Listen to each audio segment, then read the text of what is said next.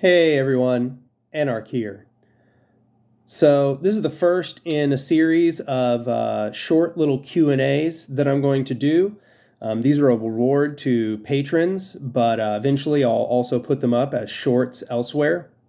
The first is by Anthony McNally, and he asks, "Hey Daniel, any advice for first-time organizers? I've started groups, had meetings, we decided what we are going to do, but when it comes down to people keeping promises and committing, it always falls through. It's very discouraging. Any advice would be helpful." Yeah, I mean, this is actually just a real problem with organizing. It's one of the challenges of organizing. There's no easy answers. First, I would say what you should be trying to do is really work through all possible objections during the consensus process. What you're explaining here often just comes from people passing a measure because they think it sounds good, but their actual commitment to doing the thing is low. This can happen a lot in groups where you guys don't really want to rock the boat, or where even if people were willing to bring up objections, they are thinking to themselves, "Well, this is overall a good thing." But one of the objections you need to get used to bringing up is whether you guys actually have the time and resources to do it. So one of the questions you might really want to ask during the time when you are planning a project is, who here is willing to put their time towards it? Who here will act as delegate to keep this on track? Or something like, at a later date, would you all like to be part of a working group which will work on this?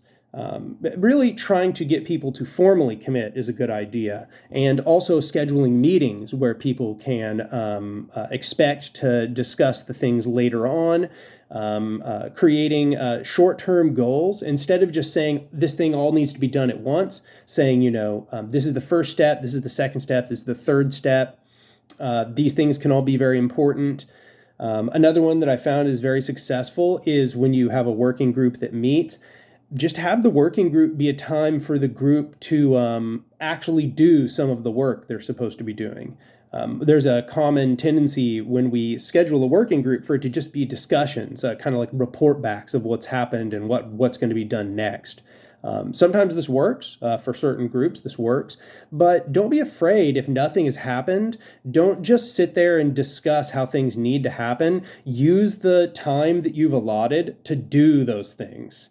I think these can all be very good ways to do it. Also, it should be said, if you're noticing you have low commitment, it might be that during your consensus process, you're really not working through all of the objections. You want to be sure that everybody is really free to bring up their objections to what is being done. I think that's a big part of it. If people don't bring up their objections, then they're not going to actually commit their time to specific things. Also, it's not a bad thing to hold people accountable. That you don't want to attack people, but when you actually meet again and you do report backs about what's taken place, asking specific people who have committed to acting on the proposal what kind of progress they've made, and checking back in with people, asking if this is still something that they think is valuable and whether they want to act on it is a very good idea. You want to be absolutely sure that people actually want to do the thing at hand. Might I also add another thing?